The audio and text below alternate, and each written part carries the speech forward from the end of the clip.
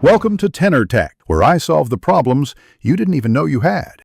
You must start with the right hardware. Touch ID on the Magic Keyboard requires an Apple Silicon Mac. Once ready, charge and power the keyboard, then enable Bluetooth in system settings. Make sure you have the USB-C to Lightning cable nearby. It's not optional. Now open System Settings Bluetooth and watch for the keyboard to appear. Click Connect when it shows up. This initial pairing establishes the keyboard link. It does not yet enable Touch ID, so keep the cable in hand for the next step. Once paired by Bluetooth, connect the keyboard to the Mac with the USB-C to Lightning cable.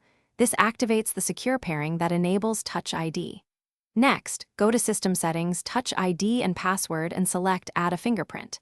You will be prompted to rest your finger multiple times. Follow those prompts slowly, adjusting finger position to capture edges. Make sure your fingers are clean and dry. Once the fingerprint is enrolled, the Mac stores the credential securely. This is why the wired step. After enrollment, disconnect the cable and test Touch ID by locking the screen and unlocking with your enrolled finger, or approve an App Store purchase. If Touch ID doesn't respond, restart the Mac and turn the keyboard off and on, then reattach the cable and re-enroll the fingerprint. This resets the secure pairing. Also make sure Mac OS is up to date and you're using an admin account when enrolling. If problems persist, try a different finger or check for debris on the sensor. That one troubleshooting tip usually fixes most recognition issues.